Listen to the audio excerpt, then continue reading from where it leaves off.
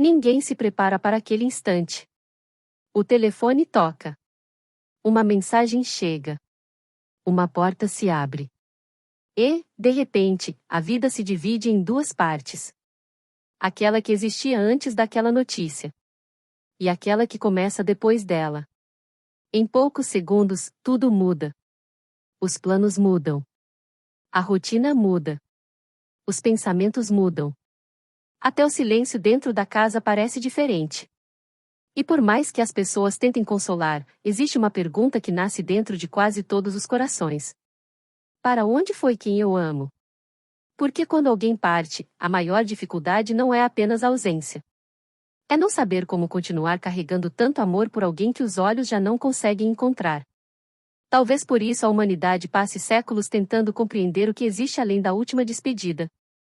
Porque o amor cria vínculos tão profundos que o coração se recusa a acreditar que tudo terminou. E se essa intuição estiver certa? E se a saudade não for uma prova de separação? E se ela for justamente a evidência de que uma ligação continua existindo? Olá, Elza, boa noite. Olá, meu querido amigo Jorge. Olá a todos vocês que estão conosco nesse momento. Que tema tão especial, né, que mexe com todos nós, principalmente no período tão difícil pelo qual estamos passando, não é, Lahá? Que é um período pandêmico, onde, olha o tema, desencarnação de entes queridos, né?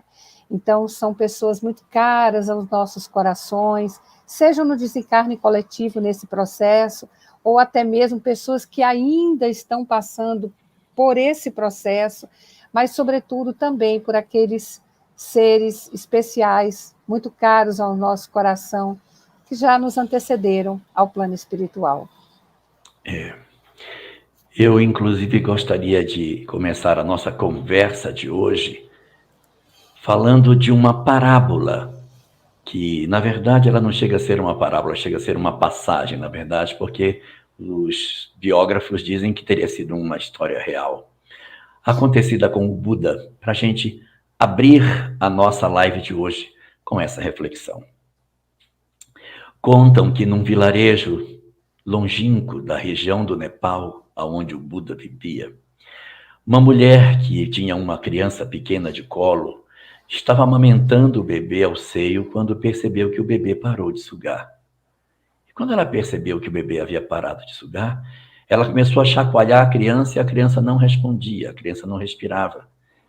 E essa mulher então saiu correndo pelo vilarejo gritando, pedindo ajuda para que alguém fizesse a criança voltar a respirar.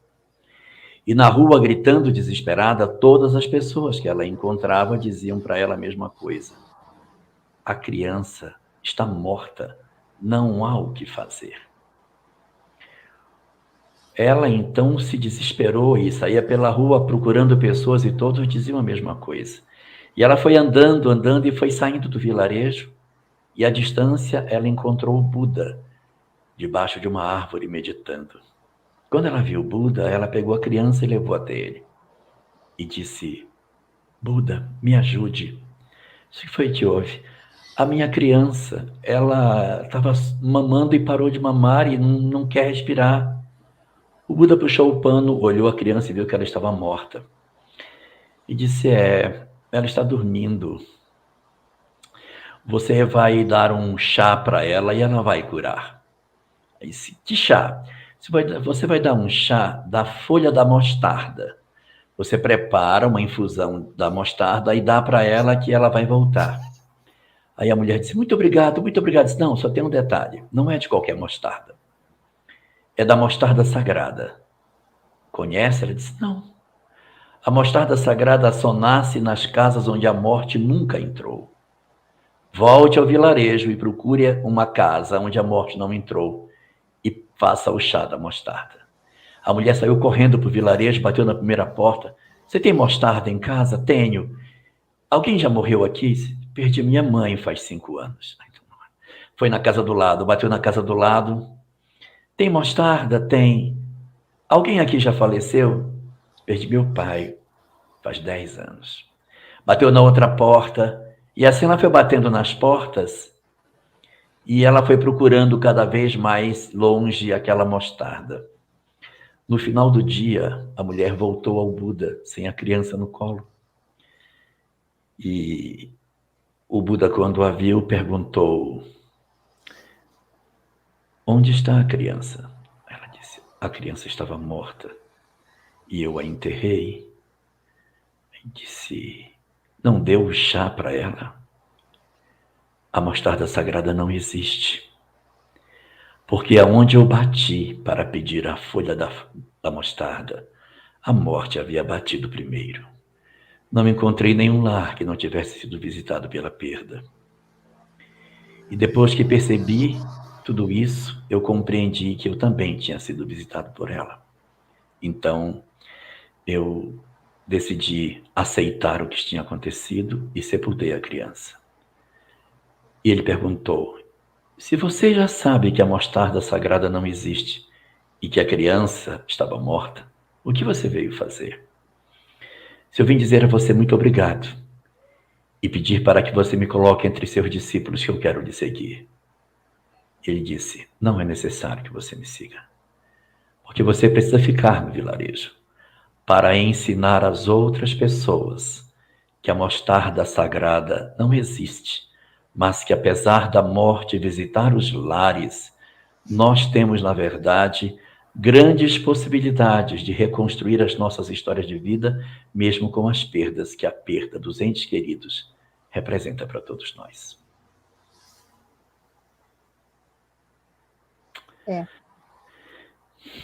E você, o que nos fala?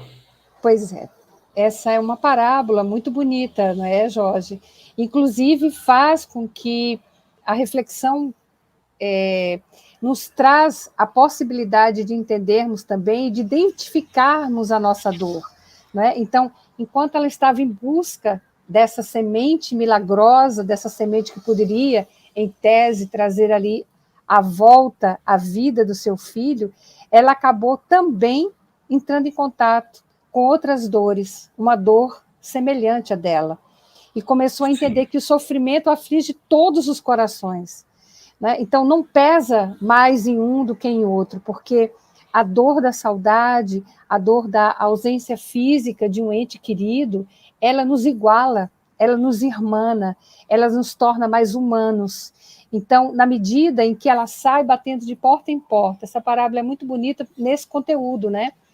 Porque na medida em que ela sai batendo de porta em porta e não houve uma casa sequer onde essa dor não tivesse chegado, e todos nós sabemos disso, porque se nós não estamos do berço ao túmulo sem deixar de vertermos uma lágrima, e principalmente pela saudade da partida daqueles que nos antecedem, nessa estação que é a nossa vida, de idas e vindas, né? A gente consegue consolar a dor. Acho que é no livro No Mundo Maior, onde nós vamos encontrar essa frase de que a dor maior ampara e sustenta a dor menor. Então, quando a gente consegue identificar, não é, a dor do outro, o sofrimento do outro, a gente coloca aquele sentimento de compaixão para si e parece que aplaca um pouquinho esse sentimento, né, Lahar? Então, é muito bonita realmente essa parábola. Na verdade, o que acontece? Essa história, ela é muito bonita, ela é muito consoladora, mas ela não fala tudo que o Espiritismo tem para dizer para nós. Ela apenas nos diz que eu não sou o único a sofrer. Ela apenas nos diz que, assim como o meu filho partiu, o filho dos outros também partiram. As pessoas também possuem histórias, cicatrizes, feridas das perdas dos entes queridos e, portanto, nós não somos nada de especial pelo fato de estarmos experimentando a perda de um ente querido no nosso lar. Então, essa parábola, ela tem um processo consolador, mas ela só vai até esse ponto. Ela não avança para além das fronteiras da morte, acenando para nós com as informações que, de repente, a doutrina espírita pode nos oferecer. E nós temos hoje, Eusa, uma quantidade enorme de mães, de pais, de filhos, que em função desse processo que a gente está atravessando de pandemia, têm vivido dias muito dolorosos, porque eles ficam procurando uma resposta para isso, querendo entender o que de fato aconteceu. Onde estão seus filhos? Onde estão seus maridos? Seus pais, seus irmãos, seus amigos tão amados, seus entes queridos.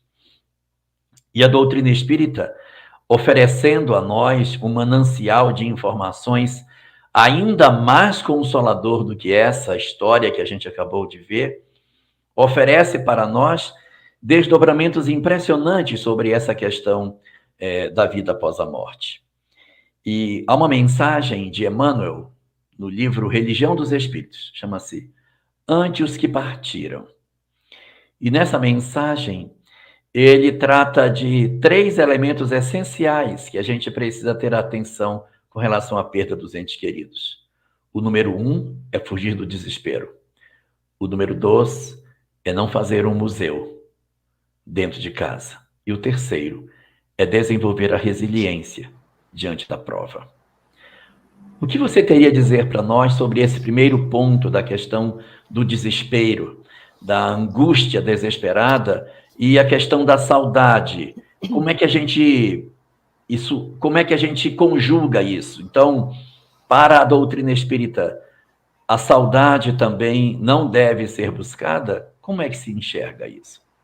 É interessante isso, né, Lahá? Eu, outro dia desse, estava lendo um texto interessante que falava justamente sobre esses nossos amores que antecedem ao plano espiritual, porque culturalmente nós temos um entendimento de que dentro de um processo natural, e isso às vezes até agrava o nosso sentimento. Quando há uma partida, por exemplo, prematura, né, de uma criança, às vezes em tenra idade, que está lá no seu planejamento, não tem ainda interferência do livre-arbítrio, mas está no seu planejamento reencarnatório, a gente não consegue ter essa compreensão, e muitas vezes por questões culturais, porque para nós é dito assim, não, os mais velhos antecedem aos mais novos, a lei natural, aonde está escrita essa lei natural, né? Mas nós convencionamos assim, dessa forma dizer. Então, os mais velhos antecedem os mais novos. Então, a gente acaba passando por todo esse entendimento, e quando o fato, né, quando um sinistro ocorre, como nós costumamos chamar, né, o que nos bate muitas vezes é a sensação, e às vezes, quando não estamos muito alicerçados, quando a nossa casa mental não está alicerçada em rocha, mas em areia movediça, se instala uma crise de fé. Quando a gente não tem essa segurança na imortalidade, que falamos aqui em outro episódio, quando eu tenho a certeza que o meu ente querido, vivo desencarnado, ainda sente, e assim como eu sinto a saudade, ele também leva a saudade para o plano espiritual. Então, esse desespero, né, ele realmente se instala em nossos corações. Então, nesse momento, acho que a doutrina espírita, ela aí exerce a sua parte mais reveladora e mais amorosa, porque é onde ela vem trazer o consolo. Eu lembro, certa vez, uma amiga muito querida, cuja filha desencarnou jovem, aos 17 anos, e para ela foi um acidente, então para ela foi um choque muito grande, e quando eu fui visitá-la, né, no dia posterior ao sepultamento, ela olhou para mim e disse assim, minha amiga, a dor é tão forte que eu sinto a dor física. Olha Sim. Que coisa, né, Lahá? Então, o Dói sentimento... aqui, ó. Exatamente. Dói no meio do peito. A dor vem para a alma, né? E da alma se instala no corpo somático. Então, ela disse, dói tudo em mim. A dor é muito forte. Então, naquele momento, a única coisa que eu pude dizer a ela, sua filha vive, sua filha está viva. Então, nessa leitura que eu fiz, na semana passada, eu observei algumas frases que são ditas e que a gente nunca deve dizer. E, lamentavelmente, muito se diz. Por exemplo, seja forte. Você é espírita, seja forte, né? Mas essa dor que nos irmana, que nos iguala, como nessa parábola aqui de Buda, que você acabou de trazer para nós de uma forma tão linda, né? Então, ela nos faz ter essa identidade, a sensação de pertencimento aquele momento, aquela dor, aquele sentimento. Agora, a espiritualidade, a certeza da imortalidade nos tira o desespero, porque sabemos que haverá o dia do reencontro, sabemos que iremos encontrar, que quando pensamos, esse pensamento pode alcançá-lo, que somos capazes de sentir cheiro, toque, não é? Então, a presença, quem nunca sentiu essa presença? E como é bom a gente sentir esse retorno pela saudade do ente querido, né, Jorge? Ah, sem dúvida nenhuma, né? A gente, quando perde um ente querido, a gente sente um vazio muito grande na casa. Quando você recebe a notícia, você não acredita que seja verdade. Porque todas as outras notícias que você pode receber, elas são reversíveis. Se olha, fulano está com um câncer. Então, vai fazer o tratamento, vai resolver. Não tem. Mas a notícia, quando alguém diz assim, desencarnou, ou seja, você não tem mais como reverter o processo. E a sensação que você tem assim é que não pode ser, isso não é possível. Não pode ser desse jeito. E ocorre uma sensação muito estranha na gente quando você recebe essa notícia. Você geralmente está dentro de um hospital tentando lutar contra a condição do seu familiar, e aí você recebe a notícia. E aí, bom, agora você tem que sair para ir negociar na funerária. Você tem que resolver isso. O impacto que você sente quando você sai do hospital é impressionante. Porque você sai na porta, os ônibus estão trafegando, as lojas estão abertas, a vida está continuando. O mundo não parou para olhar a sua dor. Isso dá uma angústia tão grande, porque eu disse, gente, eu perdi a pessoa que eu amava, e o mundo está normal, as pessoas continuam fazendo as mesmas coisas. Então é um momento assim de muita angústia que a gente sente quando toma essa notícia e esse choque. Então, é por conta disso que a gente precisa ter uma atenção para que a gente não se desespere.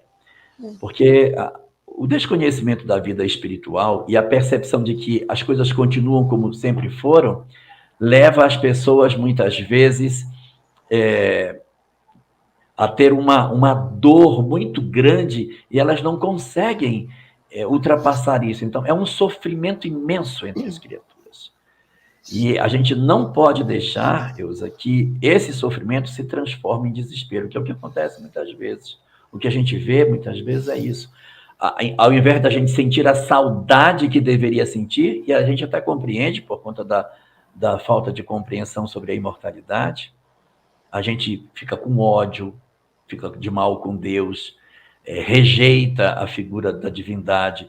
Isso é perigoso por conta dos prejuízos espirituais que pode causar nessa relação com esse nosso ente querido. E foi bom quando você coloca, foi muito... As pessoas realmente contam isso, né? Então, peraí, eu acordei e parece um pesadelo, porque viveu tudo aquilo, e o sono é aquele momento em que se paralisa aquele sentimento. E quando você acorda, você começa a observar que aquilo é a sua realidade. Então, você começa a observar as outras pessoas se movendo, né? Porque... eu acho que perdemos o Elahá aqui um pouquinho, mas ele deve estar voltando, gente. Porque o sol ele volta a brilhar, porque as pessoas voltam para a sua atividade normal de trabalho, volta para os seus conceitos regulares, né? E você ainda continua com a sua dor. Então, eu estava recentemente também analisando que existem estágios, como ela acabou de trazer para nós, né? Do momento em que você recebe a notícia ali da partida do seu ente amado, até aquela aceitação, aquele estado de aceitação, onde aí sim vem a resiliência e a gente consegue voltar, ou pelo menos tentar esse retorno à nossa vida dentro da regularidade. Então, eu estava falando agora aqui, ela dentro da assertiva que você fez, de quando você recebe, né, a notícia da partida desse seu ente querido. Então, primeiro, a gente observa um aspecto da negação. Lógico que nem todas as pessoas passam por esse processo, né? Uns Sim. pulam algumas etapas, mas inicialmente a gente vê a negação. Não, isso não está acontecendo comigo, né? Não é Não é possível. possível que isso esteja acontecendo comigo. Depois, alguns entram também no estado de raiva, que é o que você acabou de dizer, que é ranger dentes, né, com o Criador. Por que comigo? Então, primeiro é isso não está acontecendo, agora é por que comigo? Tanta gente, por que logo com meu filho, por que logo com Era meu tão pai, bom. que era tão bom? Exatamente. Depois, alguns ainda passam por uma fase que a gente chama de negociação, né? Que é uma fase muito custosa, muito difícil para o coração, porque fica aquelas interrogações que a gente faz, e se? E se eu tivesse ido buscar meu filho na festa? Se eu não E se tivesse eu dado a não chave tivesse... do carro para Se eu ele. não tiver, exatamente, se eu não tivesse concedido a licença para que ele pudesse dirigir, né? Alguns depois desse processo, né, entra nesse estágio de depressão, de tristeza profunda. A gente vê isso numa lição belíssima, gente, muito bonita, que está no capítulo, acho que é no capítulo 8º do livro Boa Nova, que é sobre Natanael, sobre Bartolomeu, que era um discípulo muito querido de Jesus, né? E que ele andava em tristeza e melancolia profunda. Ele era órfão de mãe, morava com o pai e os irmãos. Muito ligado já às questões espirituais, por isso Jesus o via embaixo da figueira, né? Estudando a Torá. Mas mesmo assim ele tinha então esse olhar melancólico. E certa vez ele pergunta a Jesus, né? Mas a gente não é para a gente ficar triste, não é para a gente se deprimir quando um ente querido parte, né? E Jesus diz: quem no mundo estará órfão? Todos, nós temos um Deus de amor, né? Que está em nós e nós nesse Deus. Então, saindo desse quadro da depressão e da tristeza, aí sim, vem o início de uma vida real com os processos Aceitação. de aceitação, né? Com os processos de aceitação. Você falou aí do judaísmo, eu lembrei de uma coisa que é bem interessante que os judeus têm. Quando você recebe no judaísmo a notícia da morte de um parente, você tem que rasgar uma parte da sua roupa. Então você põe a mão no bolso e arranca o bolso fora. Você tem que rasgar alguma parte da sua roupa, você rasga. É um indicativo de que você não está negando que aquilo aconteceu. Isso é um movimento no sentido assim, eu estou recebendo a informação que me foi dada. Então eu pego e rasgo minha roupa para deixar uma marca física em mim de que aquilo aconteceu. Durante um ano, o judeu participa da sinagoga orando pelo seu ente querido. Quando completa um ano da morte dessa pessoa, se faz uma cerimônia especial. E a roupa que você rasgou, você vai para a sinagoga, costurado com uma linha de cor diferente, para que se veja que você costurou. Não pode ser assim, olha, eu vou consertar de maneira que ninguém vai ver. Não, tem que ser assintosamente diferente para dizer, eu passei pelas fases, a roupa voltou ao normal, a vida agora vai seguir. E é Lindo, interessante, né? talvez o aspecto da cor, né? Agora me chama a atenção também o fato de você se reconstruir, mas a cicatriz está lá. A Sim. marca do que aconteceu está lá.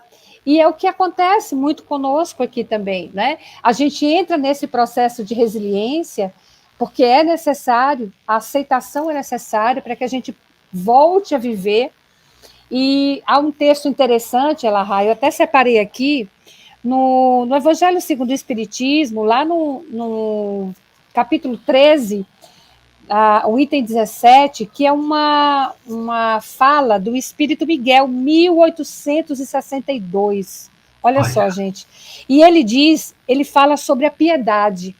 E na piedade ele fala também sobre a compaixão, porque eu acho que esse processo final de aceitação também importa na compaixão e na aceitação da nossa dor. Então, aceitar o fato, aceitar que rasgamos as vestes e que agora é tempo de começar a costurar. De coser novamente, exatamente, de refazimento, né? Então ele diz o seguinte: a piedade, uma piedade bem sentida, é do amor, o amor é do devotamento, e o devotamento é o esquecimento de si mesmo. E aí eu lembrei, sabe, Elahá, do Chico, né? O Chico Xavier, eu acho que foi o Jerônimo, né? O gigante deitado, né? Ele, certa vez, ele disse, Chico, eu estou por um fio. E Chico disse, olha, Emmanuel está dizendo aqui que o serviço engrossa o fio. Então, quando a gente faz esses atos de compaixão, por isso tantas mães, tanta gente fazem essa transmuta, né? Ou seja, elas transformam a sua dor no amor e com isso acaba transformando esse sentimento, né? Por isso ele faz um esquecimento de si. É a dor maior acalentando a dor menor. E naquela passagem também, lógico, aí a gente já fazendo dentro daquela interpretação, né? Aquele nível mais profundo que a gente tem daquela passagem que está em Marcos com relação à cura daquele paralítico da piscina de Betesda, né? Onde diz, a ti te digo, levanta-te, Jesus fala, né? Anda, toma o teu leito e vai para a tua casa. Então, era um homem que vivia ali 38 anos, né, Lahá? Naquele leito, deitado, esperando, porque muitos passam por esse processo e aí se tornam vítimas de si próprio, né? Mas levanta, pegue as tuas dores, peguem as tuas experiências, ergam-se, gente, olha, equilíbrio, tentar equilibrar-se sobre os seus próprios pés em conexão e seguir, voltar para a tua casa. Aquela casa que Calderaro fala que é a casa mental, né, Jorge? E esse processo de começar a se colocar de pé, ele passa pelo segundo ponto que Emmanuel coloca na passagem, quando ele fala de não fazer da casa um museu. Isso é uma condição até muito humana nossa. A gente não quer retirar aquela pessoa da nossa presença. Às vezes você perde um ente querido, um filho. A roupa que ele usou, que ainda está suada, como o cheiro dele ainda está em cima da cama. Aí você volta para casa, você pega aquela roupa, você cheira a roupa, você sente a lição que ele estava fazendo, que ficou pela metade, o lápis em cima do livro, as raspas do lápis ainda do lado, o quarto bagunçado do jeito que ele fazia. Então, você voltar para isso é muito difícil para muitas pessoas ter que desmontar isso dentro de casa. Mas não faz bem nós mantermos isso por muito tempo. É lógico que a gente não pode violentar as pessoas, mas a gente precisa fazer um esforço para ir desmontando esses espaços, para não fazer em casa uma espécie de santuário, porque as pessoas às vezes cultuam esses espaços e entram só para chorar.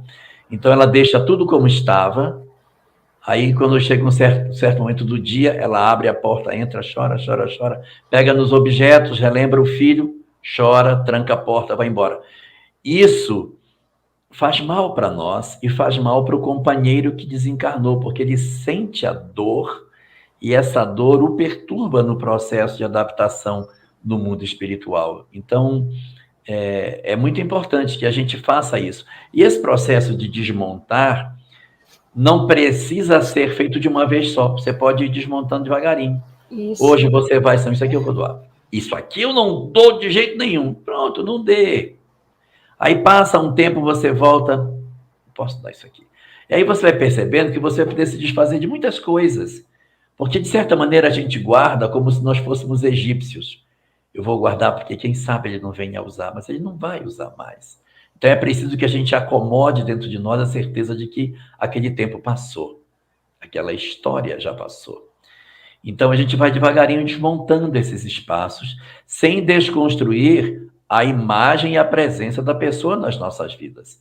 Mas nós podemos fazer muitas pessoas felizes com os objetos que eram dele e que não vão mais ter utilidade, vão ficar no guarda-roupa, se estragando, vão ficar dentro do quarto sem nenhuma função. Então, aquilo poderia ser muito importante para outras crianças. E os objetos que sejam realmente ligados, aí você guarda como uma lembrança das coisas mais importantes que você viveu. Isso que você falou, né, a respeito desse altar, como é importante. Com essa amiga que eu acabei falando para vocês, né, que foi uma pessoa muito próxima, muito querida do meu coração, né, e com o desencarne da filha, ela desenvolveu o estudo espírita e trabalhou, e hoje é um ser humano que trabalha, que tem um devotamento incrível, que ajuda tantas outras pessoas em situações semelhantes. E ela me disse uma vez que faz 10 anos que a filha desencarnou e ela disse que ainda não conseguiu mexer nas fotos. Quantos então, veja anos como é. tem isso? Tem 10 anos. Tem 10 anos, em torno de 10 anos. Ela disse, eu não consegui ainda abrir as fotos. Então, as fotos estão todas encaixotadas, mas ela não conseguiu, porque foto é vida. Mas isso é a experiência dela, né? Cada um tem a sua experiência. Então, ela disse, eu não montei isso, porque eu sei que não faz bem. Ela, Raíssa, é tão forte, porque a gente pensa que aquele que partiu mudou de repente, ou parece que ficou encantado, ou parece que o nosso sofrimento não vai atingi-los. Atinge. Em certo momento, eu já narrei aqui como modelo, quando a gente estava conversando em outra oportunidade, principalmente quando a gente estava falando da imortalidade, sobre o desencarne de meu pai. E em um momento de meditação, eu pedi que fosse ao encontro dele, né? E na meditação ele estava no lugar onde eu pedi que ele estivesse. Mas quando eu me aproximei, né, a espiritualidade bateu no meu ombro e me trouxe de volta, porque ele se emocionou. Então, pela minha emoção íntima, né, eu levei essa vibração para ele. Então, na hora que isso aconteceu e na hora que eu vi que ele estava com lágrimas, a espiritualidade pegou no meu ombro, eu senti o repulso e eu voltei. Então, vejam como há uma ligação forte, né, Lahá? E também tem o seguinte, Neuza, por exemplo, você tem uma família, aí você tem uma pessoa que desencarna, você sente a falta dessa pessoa, mas você tem os outros que lhe consolam. E ele, que está distante de todos, você perdeu um, ele está distante de todos. Então, a dor da sensação, ainda que a gente saiba que a vida continua, mas esse momento temporário de afastamento, é mais intenso do lado de lá, porque você está do lado daqui e você pode reconstruir sua história, você pode fazer uma série de coisas junto com os outros que estão. Mas ele não estará mais privando dessa vida física, em que pese toda a compreensão que o Espiritismo nos oferece da vida imortal. E isso, para mim, é uma das coisas mais bonitas que o Espiritismo tem. Esse dom de levar o consolo para as pessoas que sofrem, as pessoas que choram, a dificuldade no lar, porque não é fácil. O número de pessoas que entram em processo depressivo em função da perda de um ente querido é muito grande. Eu conheci uma senhora que ela participava da casa espírita em que eu frequentava, em Porto Velho, e ela tinha perdido uma filha, tinha mais de 20 anos. Mais de 20 anos. A vida dela se desconstruiu. A filha era jovem, no acidente, faleceu. Então, ela envelheceu, e 20 anos depois do ocorrido, ela vinha na casa espírita assim, como se estivesse meio alienada. Aí chegava na gente e dizia assim, minha filha, eu perdi minha filha. Aí você vê que ela ficou congelada na história, ela não construiu nada mais para frente. A vida dela ficou estanque. Ela caiu num processo depressivo em que ela não conseguiu sair. Isso é uma condição assim muito perigosa para todos nós. E o Espiritismo, ele pode ser muito útil para a gente, exatamente porque ele nos abre essa percepção da imortalidade, e não só da imortalidade, mas da comunicabilidade. Porque se nossos filhos existissem, mas a gente não pudesse voltar a encontrá-los, era bem diferente, né? Mas os nossos entes queridos estão vivos.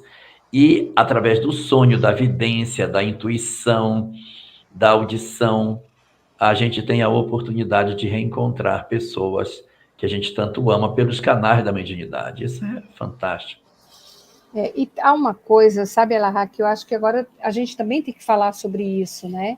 Em nenhum momento, porque quando a gente vai a gente se pergunta muito, né? Dentro daqueles processos que a gente viu, da negação até a aceitação, a gente faz muito essa pergunta, né?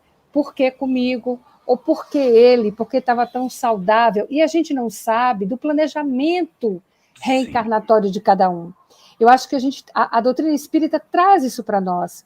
Quando nós vamos para a questão 132 do Livro dos Espíritos, Kardec perguntando à espiritualidade, né, qual o objetivo da reencarnação, e a gente sabe que o objetivo de frente é a gente aprender a amar, é a gente renovar, são os processos de redenção do espírito, é a própria evolução, né, dentro da lei do progresso, mas tem lá uma partezinha que às vezes a gente não percebe.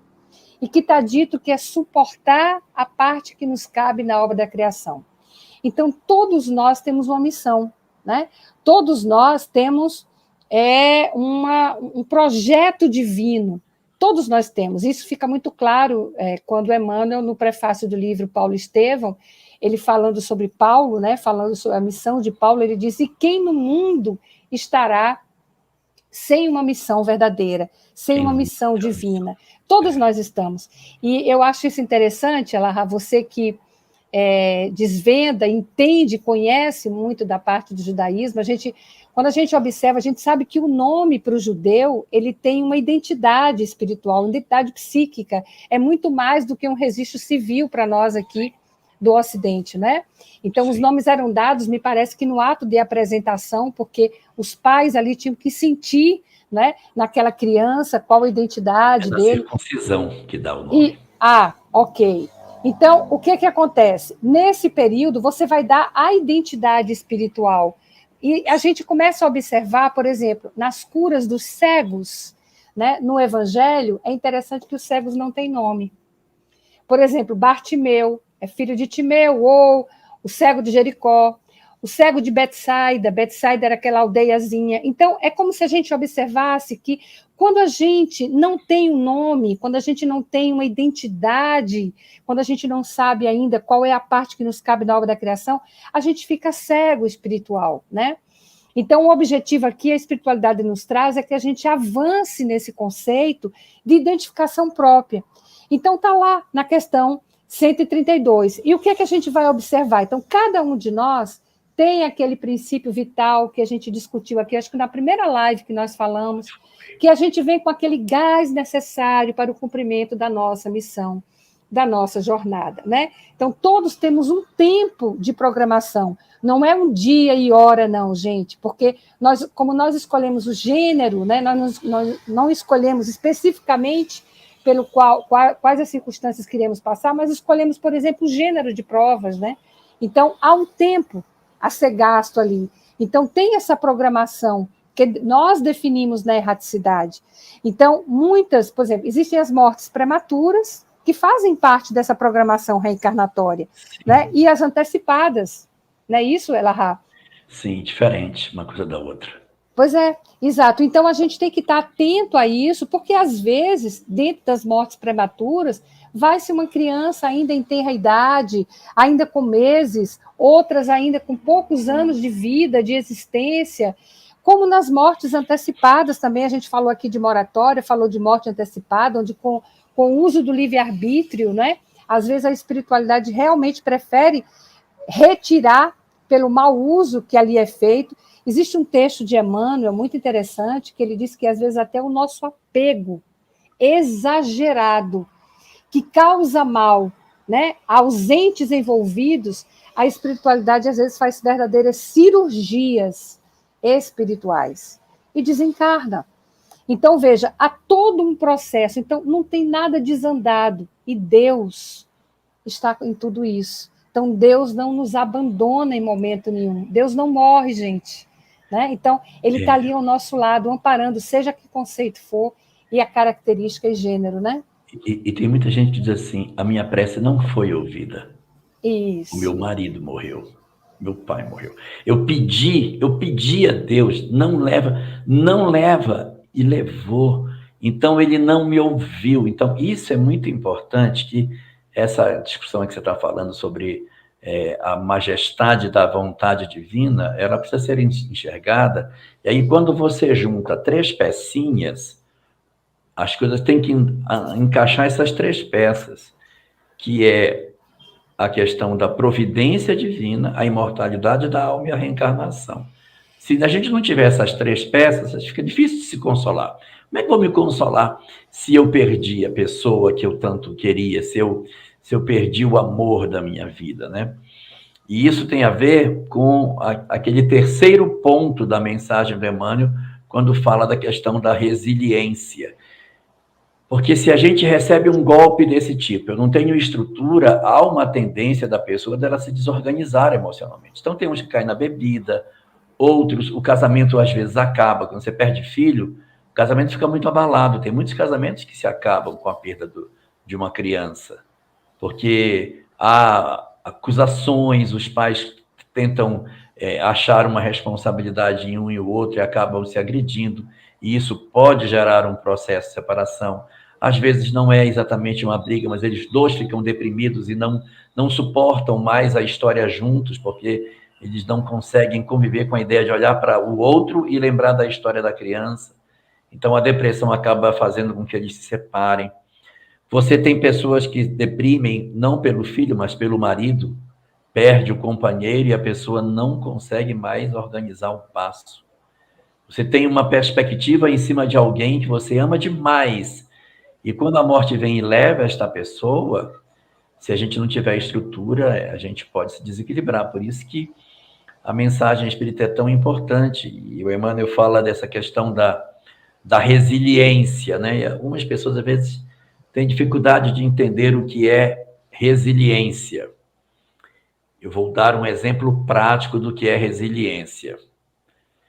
As mulheres não sabem o que é esse objeto, mas os homens conhecem esse objeto aqui. Isso é uma buchinha de lavar louça. Os homens sabem o que é, porque eles lavam louça e tal. Mulher não costuma lavar, não sabe o que é. Então, isso é um objeto que tem uma forma definida, como se fôssemos nós.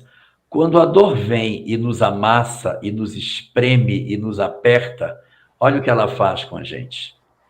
E quando ela aperta muito, espreme, a gente pinga as nossas lágrimas chorando. Então, quando aperta, a gente se comprime todinho. Mas o que é a resiliência? A resiliência é que quando a dor passa e esse momento que a gente viveu desaparece, a bucha volta ao normal. Então, isso que significa a capacidade de você se reconstruir depois de um golpe é a característica que a gente tem que buscar como na condição de almas resilientes. Então, nós seremos resilientes todas as vezes que nós experimentarmos um golpe e depois do período de sofrimento decorrente dessa dor, nós conseguimos tirar força de dentro de nós para fazermos uma mudança das nossas histórias. Isso. E esse ponto de resiliência, embora cada um tenha o seu, né, Lahá, é um ponto verdadeiro, né, mas a gente precisa buscar, né, dentro dessa realidade. Então, tem um texto de Emmanuel que eu separei aqui para nós, cujo título é Crises. E ele diz assim, na verdade ele comenta o capítulo de João 12, 27, onde Jesus ali, após a entrada em Jerusalém, né, a alma está muito angustiada, e ele diz, Pai, que direi nessa hora, né? Salva-me desta hora, mas para isso vim a esta hora. Isso é muito bonito, né? Então, o que eu vou dizer ao Pai? Me livra dessa hora, mas se para essa hora eu vim? Eu vim para isso. Eu vim para passar... Então, eu fico imaginando, Elahá, o amor de Deus é tão poderoso e tão forte por todos nós, que eu imagino que uma mãe, para sentir uma dor, o Chico chamava dor sem nome, porque é uma das dores mais violentas que a gente pode ser atingida, né? Ela realmente dilacera, que é a dor, por exemplo, da partida de um filho, que antecede a partida de um filho, e você fica viúvo, você fica órfão, né? Mas você não fica, com o filho parte, você não tem nome, é uma dor muito grande. Então, eu fico imaginando quantas reencarnações essa criatura foi preparada para passar por essa dor. Porque os processos são assim. Então, muitas vezes, essas mães, o coração dessa mãe é preparado, né, durante vários e vários anos em processos reencarnatórios para suportar aquela passagem do filho que lhe antecedeu. E isso é verdade da gente poder informar, é uma assertiva verdadeira, porque quando Cristo diz que não se põe vinho duro, vinho novo em odre velho, né, porque vai derramar, ele vai entrar, realmente não vai se preservar, é porque nesse processo em que a gente passa ao longo dos nossos processos reencarnatórios, sendo transformado do odre velho para o odre novo, porque o vinho duro da dor vai chegar. Esse vinho que vai fermentar e que a gente precisa ter capacidade de expandir, né, Lahá? Então, como... Diga. Não, assim, isso, de certa maneira, remete ao seguinte raciocínio. Ainda que a dor seja grande, ainda que o sofrimento seja muito forte, nós possuímos em nós a instrumentação para poder superar essa dificuldade. Porque, às vezes, nós não resgatamos do fundo do nosso eu os recursos psicológicos, emocionais que a gente já tem. Nós nos entregamos ao nosso processo de sofrimento. E a grande questão é retomar a história de vida. E eu fico pensando, Elza, nesses tempos de Covid, quantas pessoas, quantos milhões de pessoas estão passando por essa reflexão e que são, hoje, pessoas mais aptas a construir uma sociedade melhor. Então, você vê que nós estamos num momento em que, se nós soubermos aproveitar esse período, ainda que doloroso que ele é, mas entendermos que as pessoas são mais importantes do que coisas, que a gente precisa aprender a cuidar das pessoas, a se entregar e a amar, que os bens materiais não satisfazem as nossas vidas plenamente. Se a gente sair dessa pandemia com a compreensão de tudo isso, e que nós somos todos irmãos, porque se resolver no Brasil e não resolver nos outros países, não resolveu, porque tem que resolver todo mundo para não recontaminar. Então, essa ideia de irmandade, ela vai se impor sobre nós como sendo uma única humanidade. Eu acho assim, que se a gente souber aproveitar, vamos ter grandes reflexões sobre tudo isso. Como diz o filósofo, né, Lahá, não se toca uma flor sem molestar uma estrela. Então, estamos todos interligados, e esse processo está nos ensinando isso, né? Esse processo está nos ensinando. Tanto que, nesse texto de Emmanuel, Crise, ele encerra dizendo assim, quando, pois, te encontrares na luta imensa, e é uma luta imensa, não com o externo, mas uma luta imensa com os nossos valores, com as multidões de sentimentos variados e múltiplos que nós carregamos, né? Então, quando nós estivermos diante dessa dor imensa, que Emmanuel pede para a gente botar o capacete da esperança, né?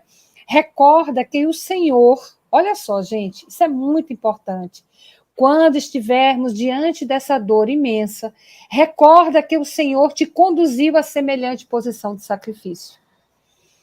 Considerando, agora é que vem o grande movimento que nós devemos fazer. O Senhor te conduziu a semelhante posição de sacrifício, considerando a probabilidade de tua exaltação. Sim. E não te esqueças de que toda crise é fonte sublime de espírito renovador para os que sabem ter esperança. É fonte sublime. É isso que você acabou de dizer, Lahá. Eu posso sair muito melhor dessa experiência se eu souber aproveitá-la. Exatamente. Eu conheço muitas pessoas que, na perda dos entes queridos, criaram ONGs, criaram uma série de trabalhos nesse sentido. Exato. Nós estamos no nosso horário. Vamos lá. Chamar as nossas perguntas. Chico, cadê o nosso pessoal? Vamos trazer o pessoal todo para a sala. Não vai ficar só entre nós dois.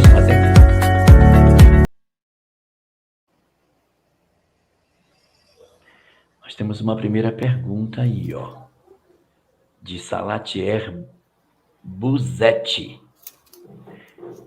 Jorge, qual é o significado e quando vai ocorrer o juízo final na visão dos católicos?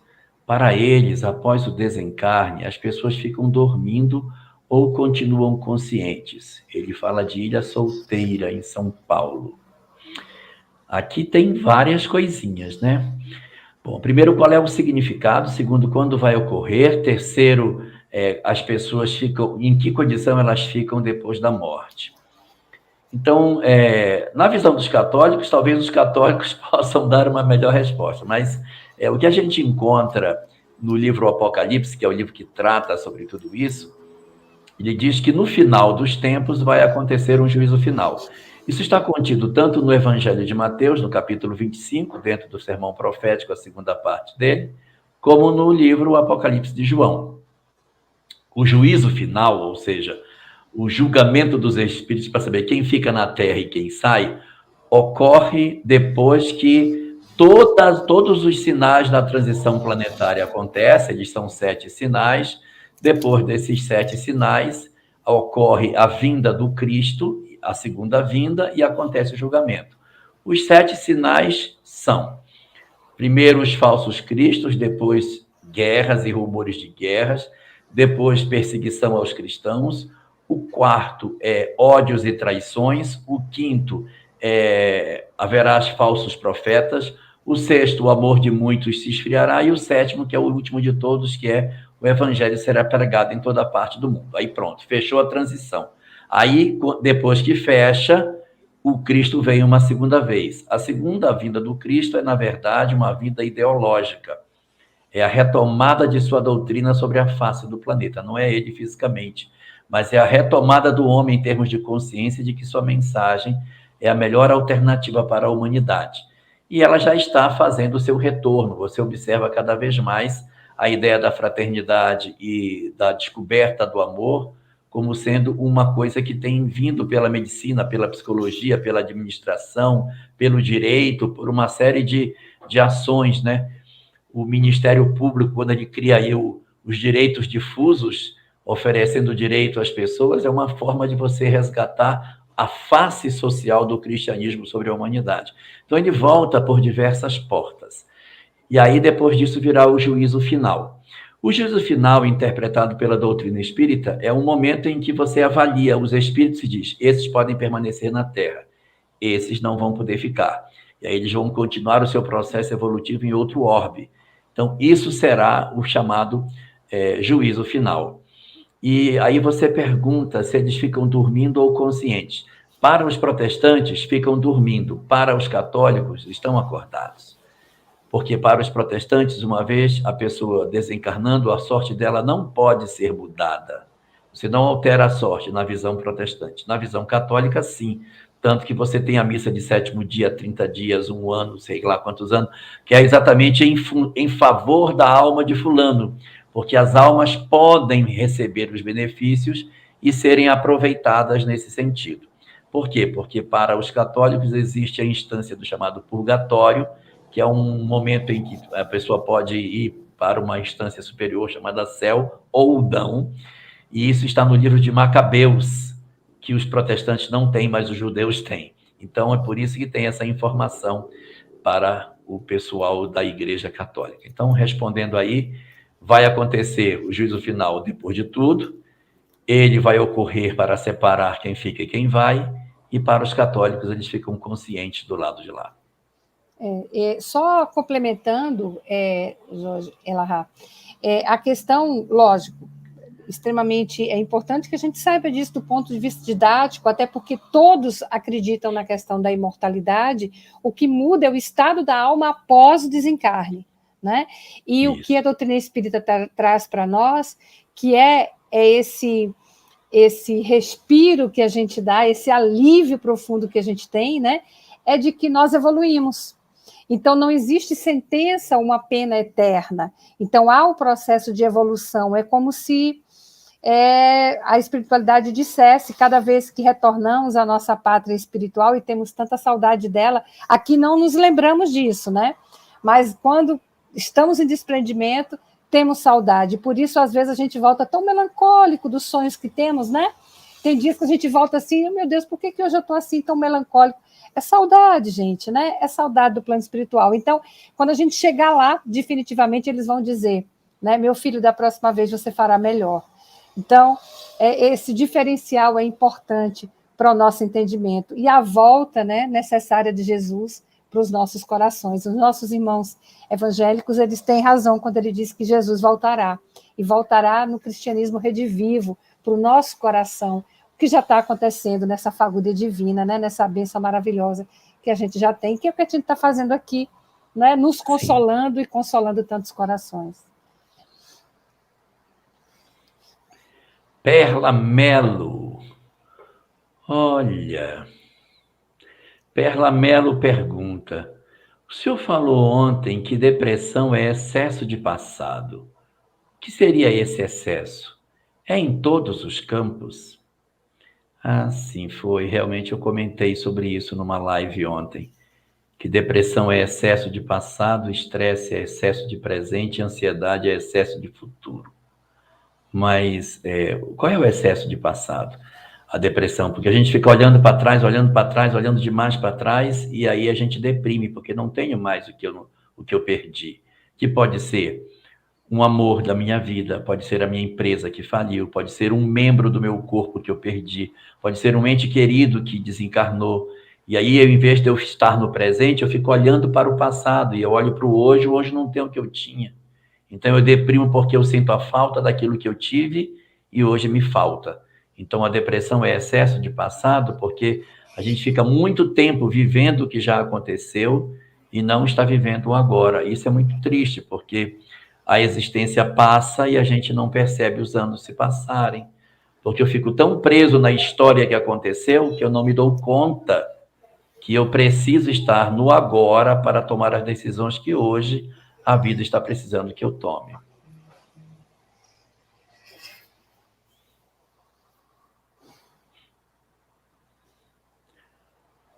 Marlene Rosa.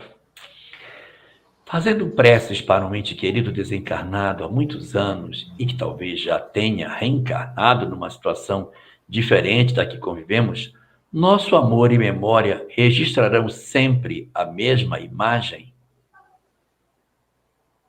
Eu acho que ela quer dizer aqui, se a pessoa recebe, né? Mas pensei que era isso que ela ia perguntar.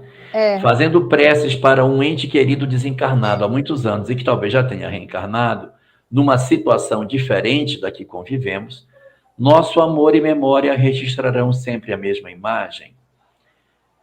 Não entendi direito a pergunta, mas vou responder em cima disso que a Elza pensou, que foi também o que eu imaginei para onde a pergunta ia. Quer responder, Elza, que fala sobre essa questão do beneficiado que já reencarnou? Sempre haverá. Nós não somos ligados a ninguém de improviso, né? O Chico diz isso para nós, a espiritualidade amiga nos diz isso.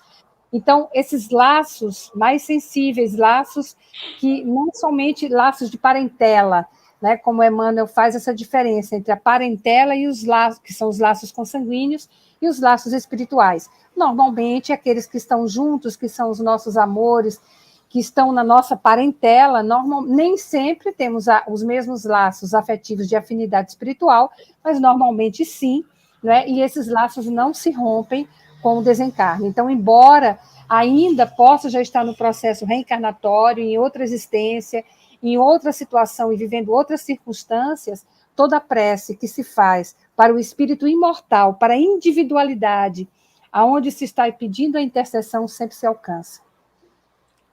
Sim, sempre ele vai receber, mesmo que esteja reencarnado, ele vai receber, porque a prece ela tem endereço certo. Então, quando a gente ora por alguém, aquela característica daquela energia vai ao encontro daquele espírito específico. E ele recebe o benefício mesmo que esteja encarnado. Tem dúvida. Henrique Souza.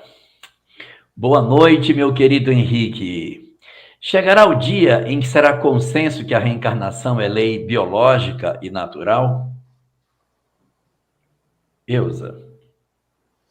Eu acho que nós já vivemos, nós estamos vivendo numa era da concretização, né, do pensamento espírita. Então, para nós espiritistas, hoje a gente não mais cogita, como diz o Bede Campos, né, de crer, porque a gente sabe verdadeiramente dos processos reencarnatórios, e existem provas evidenciadas e evidentes disso, né? Nós temos aqui um Chico Xavier. Antigamente, sabe, Jorge, eu pensava, quando Jesus dizia assim, meu Deus, a seara é tão grande, os trabalhadores são poucos, eu pensava que ele estava ali, coitado, dizendo assim, meu Deus do céu, quanta coisa para fazer. Então, na verdade, a gente só precisou de um Chico Xavier, de um Ergatai, né, para transformar o nosso entendimento, o nosso conceito, o nosso aprendizado com a doutrina, através dessa literatura maravilhosa do André Luiz, que traz para nós notícias, né, desse mundo que a gente não consegue divisar pelos olhos físicos, mas sim pelo coração espiritual. Então, esse processo ele é tão natural, ele é tão sensível ao nosso comando espiritual, não é a matéria, não é o corpo somático ainda, né? mas ele é tão sensível, e é engraçado que, por ser inata ao ser humano, independente de qualquer religião que você esteja, as pessoas se questionam, as pessoas se perguntam, né? Inclusive comentam sobre essa possibilidade, até dizendo, né? Quando vier em outra vida, então, porque já se tornou realmente um conhecimento, porque é natural, é da lei natural, né? Deixa eu fazer uma complementação. Olha, Henrique, a maior parte da Terra é reencarnacionista, porque se você pegar todas as religiões orientais, pegar aquele povo todo do Oriente, todo aquele pessoal ali é reencarnacionista. Então, a reencarnação ela já é uma doutrina dominante no planeta. O problema não é ela ser uma doutrina dominante, é ela ser uma doutrina consequente, porque às vezes a gente tem a informação, mas não interpreta o que isso significa. Nós temos no planeta algumas sociedades que são reencarnacionistas, mas elas não refletem sobre essas informações no sentido de ter uma prática condizente com aquilo que sabe. Então, existem algumas doutrinas no mundo, no Oriente, em que as pessoas dizem assim, reencarnação, eu sou reencarnacionista, mas aquilo não interfere no meu proceder, eu não tomo decisões de conduta baseado na minha crença. E aí ocorre uma coisa bem interessante. Nós não temos só a religião como instrumento para divulgar a lei de Deus, porque a lei de Deus ela tem dois canais, a ciência e a religião, porque as duas pertencem a Deus. Então a gente observa o que hoje, Henrique? Uma série de ensaios no campo científico para trazer essa verdade sem a aura mística que a religião às vezes coloca. Porque os estudiosos dizem, mas isso é coisa de religião, isso não tem nada a ver. Isso é invenção lá do Cristo, não tem nada a ver. E aí as pessoas ficam contestando por uma leitura que elas têm, que não é exatamente aquela que deveriam ter. Aí o que se faz? Usa uma via transversa, sai pela via da ciência. Porque aí você tem experiências de quase morte, revelando para as pessoas que existe espírito. Aí você tem pessoas que na mesa de cirurgia veem a cena veem. Elas veem tudo que está acontecendo, elas não poderiam ver. O eletroencefalograma está zerado, ela não foi no cérebro que ela pensou isso. Mas ela fala quem entrou, quem saiu, tudo que se deu durante a cirurgia, que ela estava, digamos assim, desacordada. Então, não poderia ter esse conhecimento. E a ciência está chegando por aí. Outros que não são em hospitais, a pessoa ela tem uma experiência de quase morte e ela não fica assistindo o que está acontecendo, ela vai para o mundo espiritual.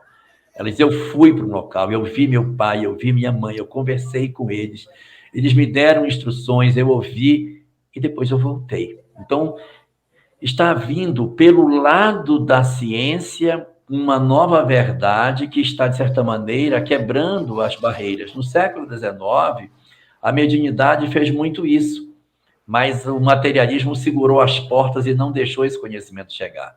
Agora ele está encontrando outros caminhos. Um deles é a experiência de quase morte. O outro é a psicologia transpessoal, que faz o processo de regressão. As pessoas acessam vidas passadas, falam em outros idiomas, contam suas histórias em outras existências, e aí você consegue fazer um trabalho terapêutico nesse sentido.